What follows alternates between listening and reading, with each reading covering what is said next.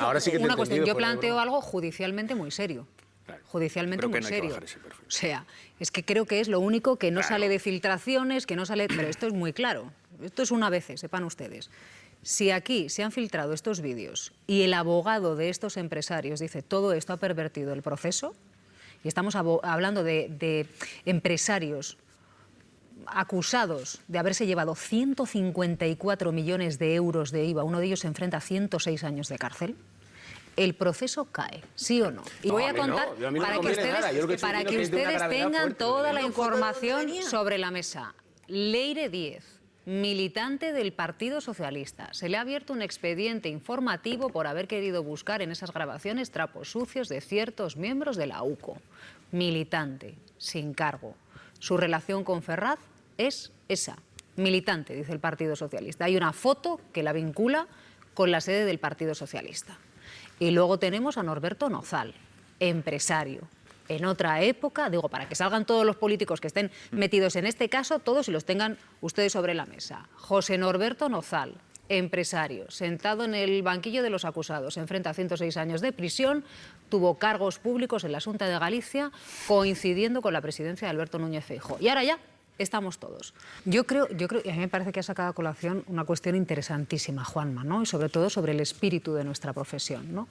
Porque, claro, podríamos pensar que estos audios, que son grabaciones filtradas de forma interesada, cortadas, son periodismo. Vamos a hacer periodismo y vamos a aportar el contexto para que ustedes sepan de dónde salen estos audios. No son audios de la UCO, que salen porque sí. Están vinculados con un caso que desde el lunes se está juzgando en la Audiencia Nacional. Y para eso vamos a ampliar la información para que ustedes tengan un poquitito de periodismo, un poquitito de contexto con Irma Frigenti. Cuéntanos, Irma, ¿a qué caso corresponden estos audios? Es un caso que arranca en 2019 con la conocida Operación Drake y tiene que ver con el fraude del IVA en el sector de los hidrocarburos. Es uno de los muchos casos por estas operativas que está en los tribunales y en este caso estamos hablando de un fraude de más de 154 millones de euros. Lo que hacían se les está procesando por una organización criminal, blanqueo de capitales y delitos contra la hacienda pública. Lo que hacían es que creaban una serie de mercantiles que realmente no tenían una estructura económica, que es lo que hacen todas estas tramas de hidrocarburos, y con esas organizaciones defraudaban la cantidad de IVA que correspondía. Después, el dinero que defraudaban lo blanqueaban a través de diferentes formas, con compra de criptomonedas, invertían en compra de vehículos, invertían dinero en otras empresas o incluso lo blanqueaban usándolo en efectivo. En el banquillo de los acusados están varias personas. Hay que decir que el juicio se ha suspendido hasta el 30 de junio porque el principal acusado, Alejandro Hambley, que es quien aparece en esos audios, es un empresario vasco que ahora mismo está en Dubái, dice que no puede salir del país porque tiene una deuda de 3.000 euros y el juicio se ha suspendido hasta el 30 de junio para que Hambley pueda retornar y enfrentarse al juicio, pero no está solo en ese banquillo, le acompañan otros nombres como el de su número 2, José Norberto Uzal, una persona vinculada a la Xunta de Galicia que tuvo varios cargos, uno de ellos de director general y que fue cesado a petición propia en noviembre de 2013, un cese que por cierto firmó Alberto Núñez Feijóo, que en ese momento era presidente de la Xunta de Galicia. Así que por poner contexto a estos audios, quien aparece en esos audios de ese caso de hidrocarburos, se sientan en el banquillo, entre otros, dos empresarios a los que se les acusa de haberse llevado así 154 millones de euros del IVA, 154 millones de euros. Se ha pospuesto el juicio hasta el 30 de junio. Dos empresarios. Ustedes piensen que con la filtración de estos audios, todo el proceso corre peligro. Y ahora sepan que dos de los acusados son, uno de ellos, Alejandro Hamblin, empresario vasco en Dubái, como nos decía Irma, no puede salir por una deuda que dice que tiene él de 3.000 euros, se fue, no puede volver, no puede sentarse en el banquillo. Y el otro empresario que se sienta en el banquillo es José Norberto Uzal. ¿Quién es José Norberto Uzal? José Norberto Uzal era la mano derecha en la empresa de Alejandro Hamblin, en la empresa energética, en la empresa petrolera, a la que llega pocos meses después de abandonar sus responsabilidades políticas, primero como director general de la Administración Local de la Xunta, donde estuvo una legislatura del 9 al 13, y posteriormente como concejal en Rianxo, un pueblo de Galicia. Deja sus responsabilidades políticas y accede a esta empresa. Y a los pocos meses empiezan a investigar efectivamente el fraude del IVA y estalla la Operación Drake en 2019, que es la operación que da inicio a todo esto. Y que pone, por cierto, por primera vez en el foco a la persona a la que han hecho referencia en los audios, al teniente coronel Antonio Balas. Hablaremos luego. Hablaremos de ello. Pero ahí es donde aparece por primera vez la presencia de esta persona. Hablaremos luego de Balas, pero sepan ustedes que simplemente con la emisión de estas cintas, los abogados defensores podrían hacer que caiga todo el proceso. Entre ellos estos dos empresarios, el que está en Dubái y el que tenía cargos públicos en la Xunta de Galicia.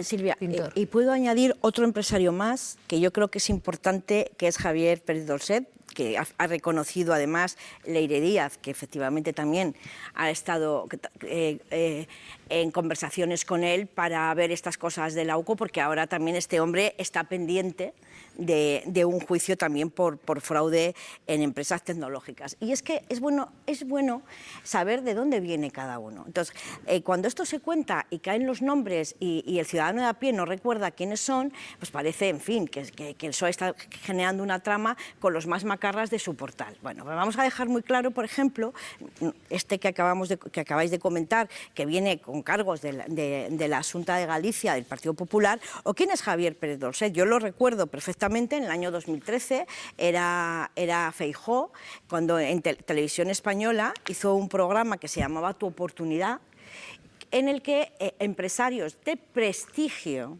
muy vinculados al Partido Popular, hacían un programa para dar oportunidades con su dinero propio. O sea, ese dinero no lo aportaba Televisión Española, sino que eran esos empresarios los que en ese programa venía un joven emprendedor, normalmente gente muy joven, contaba su proyecto, y los que estaban en esa mesa, entre los que estaba este señor, pues yo te voy a apoyar, pues yo voy a aportar tanto, pero hablaban de cantidades que, bueno, en fin, para esto, ya sabéis lo que ganamos en general los periodistas, pues aquello me parecía la leche. Yo 10.000, pues yo voy a poner aquí 30.000, pues yo 100.000, pues yo... Esto era así.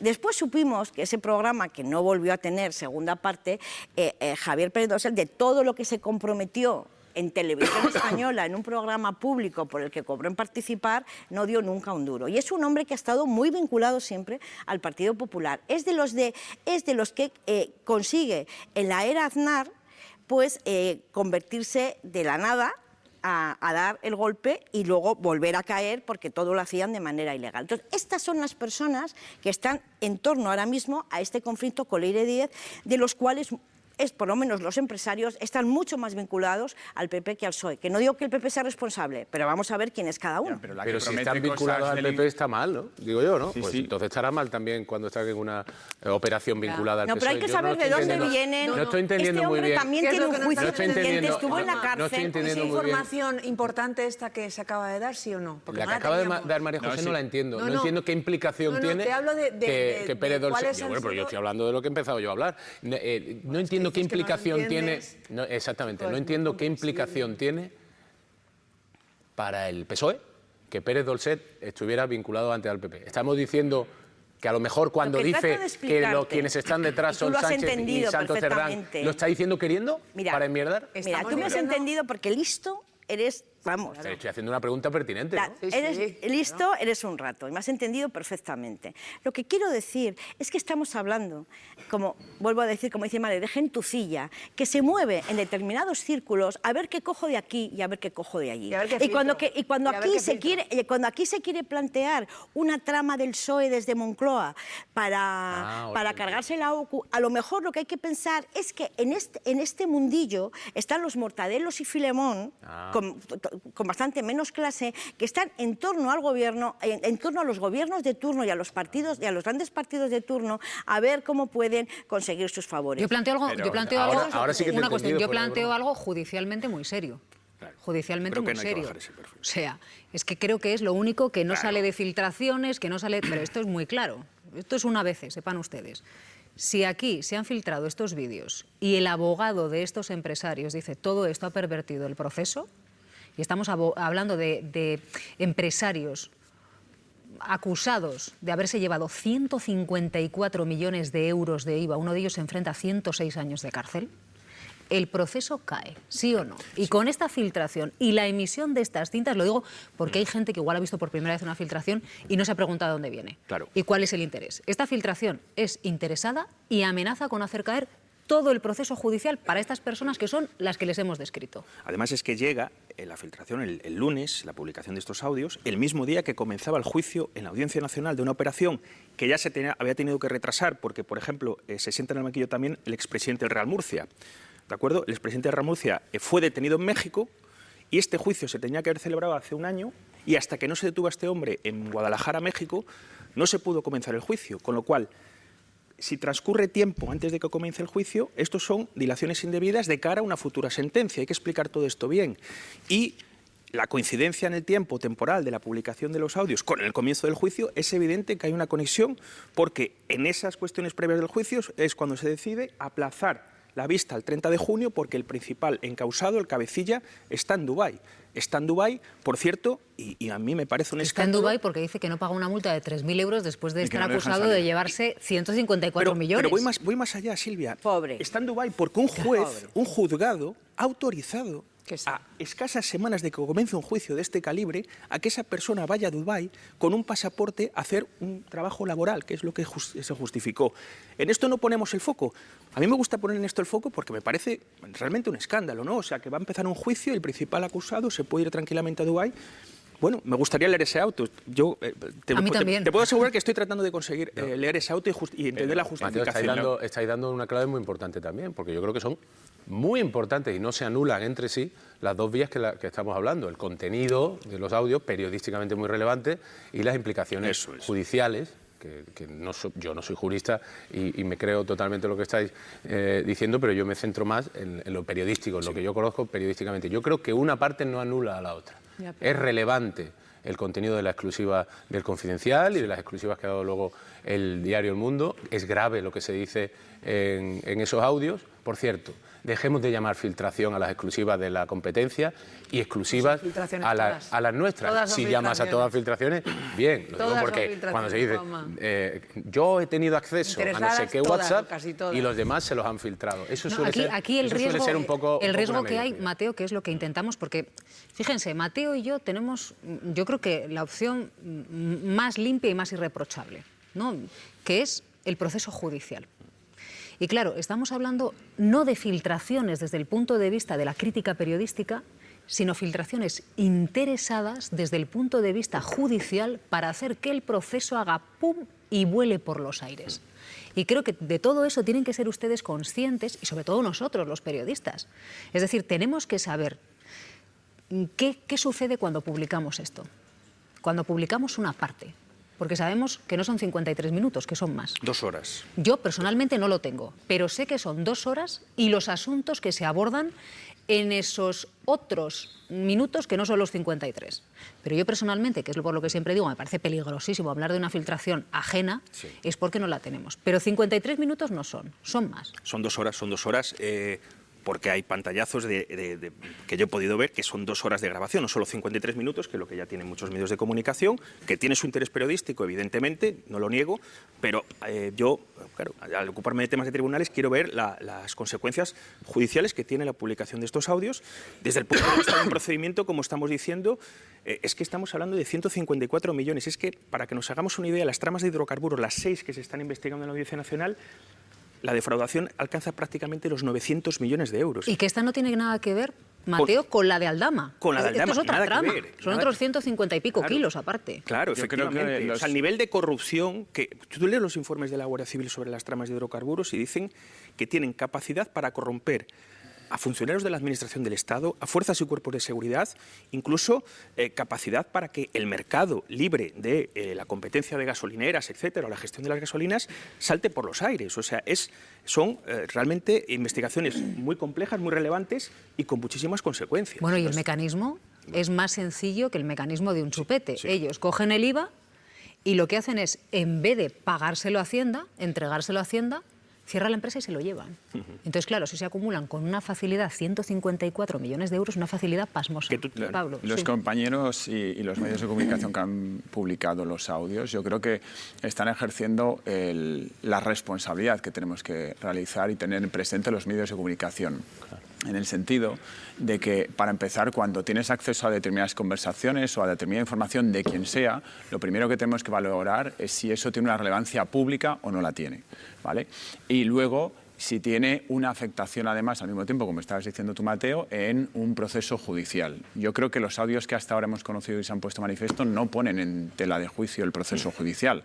Puede generar una pequeña indefensión o puede desvelar pequeños comportamientos de los implicados en el proceso judicial, sí, pero se ha puesto el foco en todo lo demás precisamente porque lo que tiene trascendencia política es lo otro y porque si se publicaran más cosas de cómo han actuado o de cosas que ellos dicen y reconocen, entonces eso se anularía como prueba directamente en primer lugar. Luego habría que ver cómo afecta al proceso judicial. Entonces yo no creo que inicialmente eso pueda tumbar el proceso por completo. Si cometemos la irresponsabilidad de publicar otras cosas, entonces a lo mejor sí se puede poner en tela de juicio, pero en este momento creo que no, porque el foco se ha puesto en Leire Díaz. Las publicaciones y los audios principales van en cuanto a lo que propone Leire Díaz, que es lo que tiene noticia. Ayer Santos Cerdán decía, esta señora no es más que militante de un partido socialista. Bueno, una militante cualquiera de un partido socialista no entra en la sede de Ferraz, así como así todos los días. Una militante del Partido Socialista no va prometiendo favores de la Fiscalía, del Ministerio del Interior, Pablo, cambios en la Guardia Civil. Vamos a ver, eso Pablo, no lo puede hacer. Vamos a ver. Es que estamos hablando de que Leire Díaz es la nueva pequeña Nicolás del gobierno del Partido Socialista. Pero es lo que sí sabemos... caso el pequeño Nicolás puso en tela de juicio a la vicepresidenta del gobierno, precisamente. Pero Pablo, que exactamente, aquí nadie toma responsabilidad. El pequeño Nicolás fue,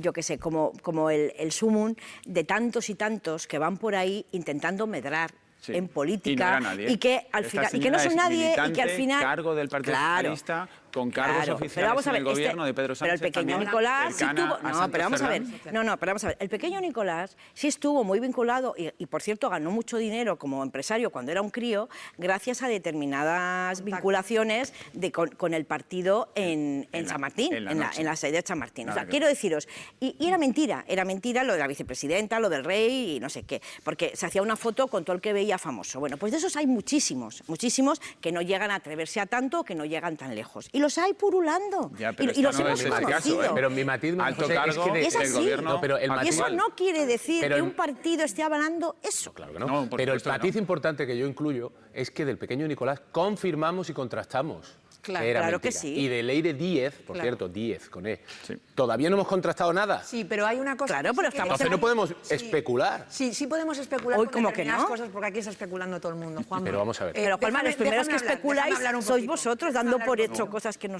Le veo al ministro Ángel. Mirar, a mí me parece que efectivamente todo esto tiene un interés periodístico supino. Ahora bien, el contexto es fundamental y también tiene un interés periodístico supino. Y a mí saber cuáles intereses hay detrás de que esto se filtre, me parece que cambia la filtración. Eso tiene un tufillo Y el hecho de que alguien venga de un gobierno de Feijóo, pues oye, tiene un dato fundamental. Pero era del gobierno de el hecho estuvo trabajando para el gobierno de Feijóo. Esto es así. Espera, vamos a Entonces, repasar los cargos. Mateo, disculpa un momentito Sí. por dejar claro cuál era el papel de Norberto Nozal dentro de la Xunta de Galicia para que nos quede claro. José Norberto Nozal, empresario, es uno de los que se sienta en el banquillo junto con Hamlin, si viene de Dubái. Pues este empresario, Norberto Nozal, es cierto que es empresario, pero que antes tuvo cargos públicos en la Xunta de Galicia, coincidiendo en unos años con Feijóo. Sí. ¿Qué cargos tenía? Era administrador general de del ente local, o sea, dentro de la Xunta había un departamento, digamos, que se ocupaba de los entes locales y era director de ese departamento. Ocupa ese cargo entre 2009 y 2013. Posteriormente se le cesan del cargo y sigue como concejal de Rianxo, un pueblito de Galicia, hasta que en el 15 creo que se va a la empresa privada, se va a esta empresa petrolera, que es la que ahora está afectada por el juicio que se tuvo que suspender el pasado lunes. Pero déjame acabar, Entonces, una pregunta que quiero hacerte. Entonces, tener cargos de relevancia en administraciones gobernadas por un partido No, Juanma. implica una cercanía con ese partido, porque eso es exactamente lo que tenía Leire Díez. Claro. Pues es que es lo mismo. Lo que no puede ser es que estamos hablando más del contexto que del contenido. Es que estamos hablando mucho más del contexto que del contenido. Lo que estamos haciendo es poner toda la información en la mesa. Igual que hay para especular sobre qué hacía Leire Díez por el Partido Socialista, ahora podemos especular qué intereses tenía este señor en que esto se filtrara. Y viene de donde viene y hay que contar todo para que podamos especular por todos los... Y que es desafortunado lo de Leire Díez, que lo hemos dicho. Es muy injusto. Y ahora una cosa más. Me parece que hay otro dato fundamental del que se habla poco. Más allá de lo que se dice en estos audios, ¿qué pide la Fiscalía para este señor? ¿Qué efecto tuvo toda esta presunta negociación? Cero pelotero. La Fiscalía pide la pena máxima para este hombre. O sea, si esto era una presunta negociación, fue una negociación fake que llevó a ninguna parte. Esos son datos también. Y esto tampoco lo he visto en las informaciones periodísticas que han sacado esta primera información. Y todo esto me parece que cambia sustancialmente el significado de los audios. Entonces, me parece que hay que hacer el trabajo periodístico completo. Y entiendo que a veces no se tiene, que la información viene después y demás. Pero, hombre, habrá que hacer el esfuerzo luego todos de dar valor a toda la información. Cuando algo se publica con un solo fin. Sí, es que lo publicado hasta ahora, lo que implica es de mucha gravedad un intento de Leire Díez por influir, poniendo sobre la mesa nada menos que a la Fiscalía y a la Abogacía General del Estado. Que Leire Díez no tiene escuchado las 2 horas. Que Leire Díez no tiene capacidad. Siempre puede haber algo más o algo menos. Que no se ha publicado, pero que podemos hablar de todo el contexto que queráis. Es como si cuando salta el caso Koldo, yo digo, pues voy a poner sobre la mesa que era escolta de UPN. Bueno, pues esa relación con UPN, del caso Koldo, pues no, porque lo importante es el contenido y la gravedad. Y luego lo otro, un segundo, que yo te he dejado, y lo demás es accesorio. Yo creo. Es que alucino con los accesorios. No, pero vamos a ver. Os voy a contar para que ustedes tengan toda la información sobre la mesa. Leire Díez, militante del Partido Socialista. Se le ha abierto un expediente informativo por haber querido buscar en esas grabaciones trapos sucios de ciertos miembros de la UCO. Militante, sin cargo. Su relación con Ferraz es esa. Militante, dice el Partido Socialista. Hay una foto que la vincula con la sede del Partido Socialista. Y luego tenemos a Norberto Nozal, empresario. En otra época, digo, para que salgan todos los políticos que estén metidos en este caso, todos y los tengan ustedes sobre la mesa. José Norberto Nozal, empresario, sentado en el banquillo de los acusados, se enfrenta a 106 años de prisión, tuvo cargos públicos en la Xunta de Galicia, coincidiendo con la presidencia de Alberto Núñez Feijóo. Y ahora ya estamos todos. Lluís Orriols, muy buenos días. Hola, muy buenos días. Y claro, todo esto está centrando el debate político. ¿Cómo estás viendo tú esta maraña de acusaciones a las que nos estamos enfrentando, ahora sí ya con todo el contexto puesto? Sí, más que hablar del contexto, que agradezco del programa la prudencia, la contextualización, sí que en términos politológicos, más que el contexto, yo me puedo ir al contenido en sí, ¿no? Estamos en una fase, como estáis diciendo en la mesa, una fase inicial, donde aún faltan muchas piezas para intentar ver si realmente esto es políticamente muy relevante o solo relevante, pero en todo caso las piezas que tenemos apuntan, como decíais en la mesa, a hechos muy graves, ¿no? Vemos a una militante del Partido Socialista, según informaciones de distintos medios, que está intentando a través de métodos no legales o métodos oscuros, socavar algunos de los pilares básicos de nuestra democracia, como es la independencia judicial y la separación de poderes, porque la UCO, aunque no es poder judicial, es una de las piezas fundamentales para que ésta funcione con garantías y con independencia, y también al pluralismo político cuando se busca informaciones de rivales políticos para desacreditarles. Esos dos elementos, atacar el pluralismo político, la independencia judicial y por lo tanto la separación de poderes por las cloacas, es algo que es extremadamente grave. Es decir, de escándalos que tenemos, porque tenemos muchos escándalos, los hemos tenido muchos en España, escándalos políticos, los de este tipo, y hemos tenido otros, por ejemplo, lo que pasó en el Ministerio del Interior en la época del Partido Popular, estos yo creo que son particularmente graves por el hecho en sí. Por lo tanto, yo creo que sí que es importante indagar con profundidad el contenido. quién era esta señora, qué vinculación tenía con el Partido Socialista. Si iba por libre, que aún así sigue siendo grave, pero no tiene la entidad que tendría si fuera con vínculos con el Partido Socialista. Yo creo que es de suficientemente entidad esta cuestión porque socava, como insisto, algunos de los pilares de nuestro sistema como para que investiguemos. Y estoy de acuerdo con la mesa, obviamente, que estamos en una fase suficientemente inicial como para no hacer conclusiones acusatorias firmes.